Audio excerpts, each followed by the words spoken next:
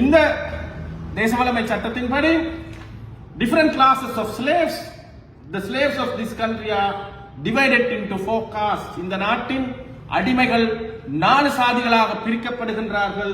கோவியர், சாண்டார், பல்லரன், நலவர் என்பது இந்த சாதிகளின் பெயராக இருக்கின்றது. இந்த சாதி பெயர்கள் இந்தியாவில் இல்ல, இதுல பல்லர்கள் என்கின்ற சாதி மட்டும் இந்தியாவில் இருக்கின்றது. ஏனைய சாதிகள் இந்தியாவில் அரிதாகவே நான் அறிந்திருக்கின்றேன். நலவர் என்கின்ற சாதி இந்தியாவில் இல்ல. இந்த சாதிகள் இலங்கையின் தலித் மக்களாக, தீண்டாமைக்குட்படுத்தப்பட்ட மக்களாக, தீண்டாமையின் கோரத்தை அனுபவித்த மக்களாக, பஞ்ச மக்களாக அறியப்பட்ட மக்கள்.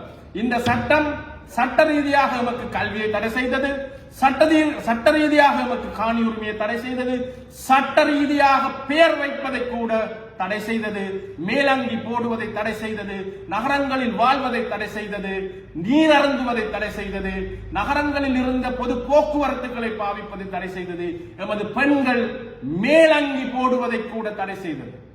இந்த சட்டம் 1135 ஆண்டுகள் இலங்கை மண்ணில் வடமாகாணத்தில் இருந்த பின்னர் ஆங்கிலேயர்களால் 1835 ஆண்டு இந்த சட்டம் சர்வதேச ரீதியாக அவர்கள் கொண்டு வந்த அபோலிஷன் ஆஃப் ஸ்லேவரி என்கின்ற ஆக்டினூடாக இல்லாமல் பண்ணப்பட்ட போதிலும் 1957 ஆண்டு நான் முன்னர் சொன்ன இந்த prevention of social disabilities act என்று சொல்லப்படுகின்ற இந்தியாவின் பிசிஆர் ஆக்டுக்கு சட்டத்துக்கு ஒப்பான இந்த சட்டம் 1957 ஆண்டு போடும் வரைக்கும் நாம் இலங்கையின் ஈழத்தின் தலித் மக்களாக இவ்வாறான ஒடுக்குமுறைக்கு தொடர்ச்சியாக முன்கொடுத்து வந்தோம். இந்த சட்டம் போட்ட பின்னர் இலங்கையில் இன்று தமிழ் தேசியம் பேசுகின்ற அரசியல்வாதிகளின் அன்றைய பாட்டன் பூட்டனான அடங்கா தமிழன் சுந்தரலிங்கம் என்று சொல்லப்படுகின்ற இந்திய பார்ப்பனியத்தின் பிரதிநிதி போல இலங்கை ஈழத்து சைவ வெள்ளாளிய சாதிய சித்தாந்தத்தின் தமிழ் தேசியத்தின் பிரதிநிதியாக இருந்த அன்றைய ஒரு பாராளுமன்ற உறுப்பினர் இந்த சட்டத்தின் ஊடாக தண்டிக்கப்பட்டார். And ex-MP and 11 others to be charged. Harijans stopped from worshipping. அதாவது ஒரு முன்னாள் பாராளுமன்ற உறுப்பினரும் இன்னும் 11 பேரும் கைது செய்யப்பட்டார்கள். ஹரிஜன் ஸ்டாப் ஃப்ரம் வர்ஷிப்பிங் என்பது கோயில் ஆலய பிரவேசங்களுக்காக ஹரிஜன மக்கள், தலித் மக்கள் போராடிய பொழுது அந்த மக்களை தாக்கி படுகொலைகள் செய்வதில் முன்னின்ற இந்த தமிழ் தேசியத்தின் பிதாமகர் என்று சொல்லப்படுகின்ற, தமிழ் தேசியத்தின் தந்தை என்று சொல்லப்படுகின்ற the father of Tamil nationalism, ஈழத்து Tamil தேசியத்தின் father of Tamil nationalism, இந்த அடங்கா தமிழன் சி சுந்தரலிங்கம் என்பவர் இந்த சோசியல் டிசபிலிட்டி ஆக்டின் ஊடாக கைது செய்யப்பட்டு நீதிமன்றத்தால் தண்டிக்கப்பட்டார். அந்த தண்டனை வெறும் 100 ரூபாய் தண்டப்பணமாக இருந்தது. ஆயினும் அதை ஏற்றுக்கொள்ளாத அவர் அன்று கொழும்பில் இருந்த தலைநகரத்தில் இருந்த அப்பீல் கோர்ட் என்று சொல்லப்படுகின்ற மேல்முறையீட்டு நீதிமன்றத்துக்கு சென்று தனது தண்டனை பிழை என்று வாதாடினார். அங்கும் இவருக்கு இந்த தண்டனை உறுதிப்படுத்தப்பட்டது. பிறகு கப்பல் ஏறி குயின்ஸ் கோர்ட் என்று சொல்லப்படுகின்ற இங்கிலாந்துக்கு சென்றார். அங்கும் மேல்முறையீடு செய்தார். அங்கும் இந்த தண்டனை உறுதிப்படுத்தப்பட்டது. அதன் பின்னர் அவர் இலங்கைக்கு வந்து யாழ்ப்பாணத்துக்கு வந்து ஆரம்பித்ததே இந்த சைவ வெள்ளாளியத்தின் சாதியவாதத்தின் மறுபெயரான தமிழ் தேசியம். அன்றுதான் அவர் வந்து கூச்சலிட்டார், எண்ணத்துக்கு சிங்கள ஆட்சியாளர் எண்ணத்துக்கு இது போன்ற ஒரு சாதிய தடுப்பு சட்டத்தை கொண்டு வர வேண்டும். இது எமது தாயக பிரதேசம், வடக்கு கிழக்கு எமது தாயக பிரதேசம், இங்கு தமிழர்களை தமிழன் தான் ஆள வேண்டும். அதாவது சீமானுடைய இன்றைய இதே கோஷம் போன்று அன்று கோஷமிட்டார்கள். தமிழனை தமிழன் ஆள வேண்டும் என்று சொன்னதின் காரணம் என்ன? இந்த சாதிய சட்டத்தை, தடுப்பு சட்டத்தை எதற்காக சிங்களவன் கொண்டு வர வேண்டும்? ஆகவே நாங்கள் எமது பிரதேசத்தில் சட்டத்திட்டங்களை உருவாக்கிக் கொள்ளுவோம். இங்கிருக்கின்ற சாதிய பிரச்சனைகள் பல ஆண்டு காலமாக இங்கு இருக்கின்றது. இதை உடனடியாக மாற்ற முடியாது. இது மெதுவாகத்தான் மாற வேண்டும். இதுக்கு சிங்களவன் சட்டம் போட முடியாது. ஆகவே எங்களை நாங்களே ஆளுகின்ற அதிகாரம் வேணும், எங்களுக்கு சுய நிர்ணய உரிமை வேணும், எங்களுக்கு தமிழ் தேசியம் வேணும், எங்களுக்கு தமிழ் நாடு வேணும், எங்களுக்கு தனி நாடு வேணும் என இவ்வாறுதான் இது கொஞ்சம் கொஞ்சமாக ஈழம் என்கின்ற தமிழ் ஈழம் என்கின்ற இடத்துக்கு சென்றது. இந்த சைவ வெள்ளாளிய இந்திய பார்ப்பனியம் போன்ற இலங்கையின் சைவ வெள்ளாளிய அடிப்படைவாத சாதியவாதத்தின் ஏவல் நாயாக புலிகளை இவர்கள், இந்த அமிர்தலிங்கம் போன்றவர்கள், எஸ்ஜேவி சிவநாயகம் போன்றவர்கள், சுந்தரலிங்கம் போன்றவர்கள் பாவித்துக் கொண்டார்கள். பிரபாகரனுக்கு இது குறித்து எந்த விதமான அக்கறையுமற்ற ஒரு மனிதராக இருந்ததால் அவர் தனது அரசியல் தேவைக்காக, தனது அதிகார போட்டிக்காக, தனது அதிகாரத்தை தக்க வைப்பதற்காக இந்த சாதிமான்களின் ஏவல் நாயாக வேலை செய்தார். அவ்வளவுதான் இங்கு நடந்த வரலாறு. ஆகவே நாங்கள் ஈழத்தில் இருக்கின்ற தலித் மக்களாக தமிழ்நாட்டில் வாழுகின்ற ஒடுக்கப்பட்ட மக்களுக்கும், இஸ்லாமிய மக்களுக்கும், கிறிஸ்தவ மக்களுக்கும், ஏனைய சிறுபான்மை இன மக்களுக்கும் கூறிக்கொள்வது என்னவென்றால், வட இந்திய சைவ இந்துத்துவ அடிப்படைவாதத்தின் பிரதிநிதிகளாக தமிழ்நாட்டில் செயல்படும் சீமானையும், நடிகர் விஜய் அவர் அரசியலில் சாதாரண சராசரிகளால் சராசரிகளுக்காக கொண்டு வரப்பட்டிருக்கின்றார். அவருக்கு இன்னும் அரசியலே தெரியவில்லை என்பது மிக ஆழமாக தெரிகிறது. அவர் ஒரு புறம் இருக்க, உங்களுடைய தேசிய ஒருமைப்பாட்டுக்கும் இந்தியா என்பது ஒரு புளூரலிஸ்டிக், அதாவது பன்முகத்தன்மை உள்ள ஒரு நாடாக, பன்முகத்தன்மை தான் அந்த நாட்டின் பலமாக, பன்முகத்தன்மை தான் அந்த நாட்டின் அழகாக கருதப்படுகின்ற ஒரு நாடை சீமான் என்பவர் எங்களுக்கு ஆபத்தானவர் அல்ல, உங்களுக்கு மிக ஆபத்தானவர். இந்தியா என்கின்ற பல்வேறு மதங்கள், பல்வேறு இனங்கள், பல்வேறு மக்கள் வாழுகின்ற ஒரு நாட்டில் தமிழன் தமிழனை ஆள வேணும், தமிழன் தெலுங்கன் வடக்கன் கன்னடன் என்று பிரிவினையை உருவாக்குகின்ற இந்த நபர் தடை செய்யப்பட்ட ஒரு இயக்கத்தின் கொடிய பயங்கரவாதி என்று 35 நாடுகளுக்கு மேல் பட்டியலிட்ட ஒருவரின் படத்தை தாங்கி பிடித்துக் கொண்டு உங்களை ஏமாற்றிக் கொண்டு அரசியல் செய்வதை புரிந்து கொள்ளுங்கள். சீமானுக்கு கொஞ்சமேனும் ஈழத்தமிழர்கள் மீது அன்பு இருந்திருந்தார், இவர் பேசுவது உண்மையாக இருந்திருந்தார், தனது காலடியில் இருக்கும் 1.5 லட்சத்துக்கும் மேற்பட்ட ஈழத்தமிழ் அகதிகளை போய் பார்த்திருப்பார், அவர்களுக்கு பணிவிடை செய்திருப்பார், அவர்களுடைய துயர் பகிர்ந்திருப்பார். அது எதுவும் செய்யாது இந்த மாதிரியான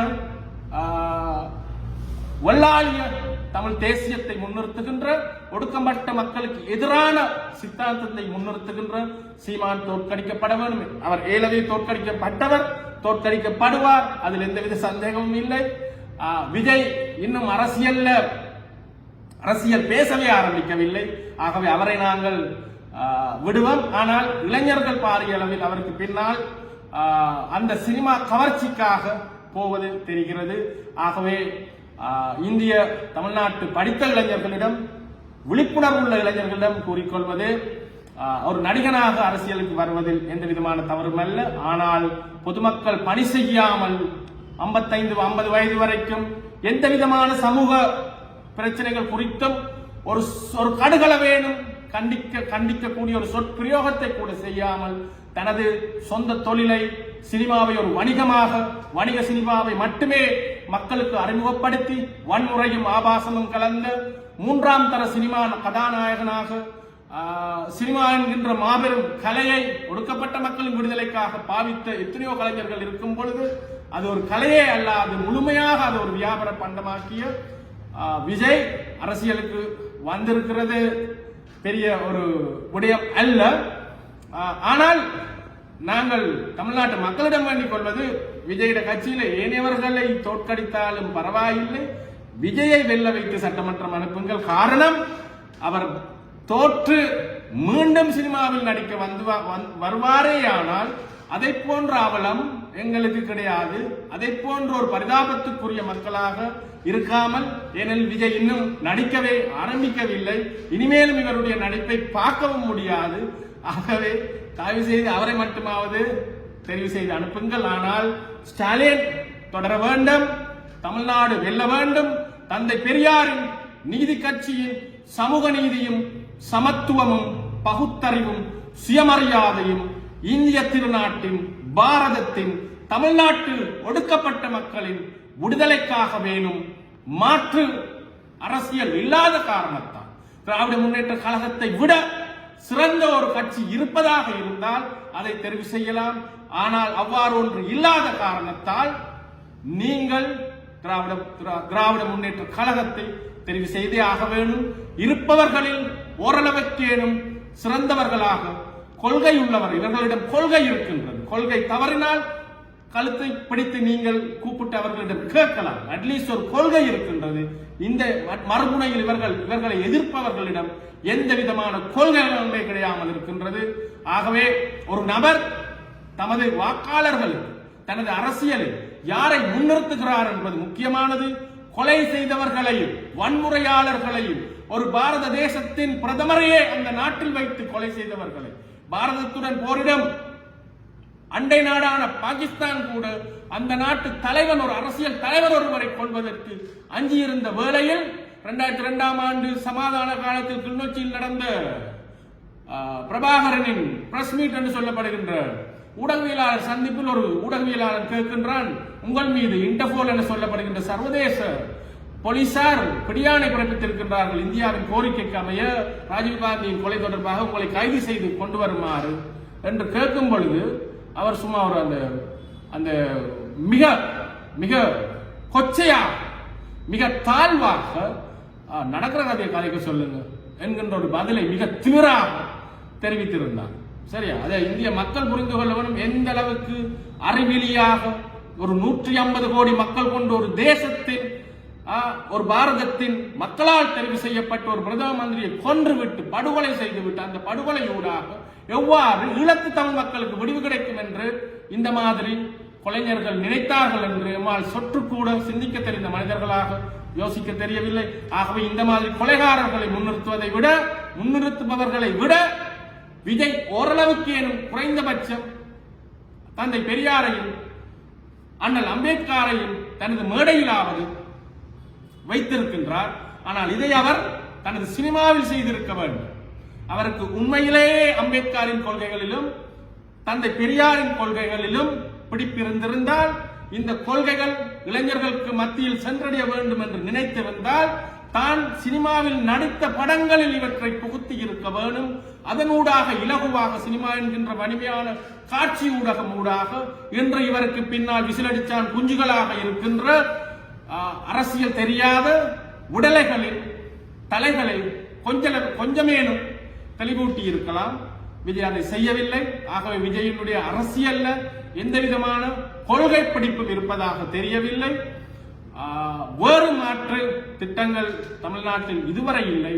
ஆகவே தொடர்ந்து ஸ்டாலின் நீடிக்கட்டும், தமிழ்நாடு வெல்லட்டும்.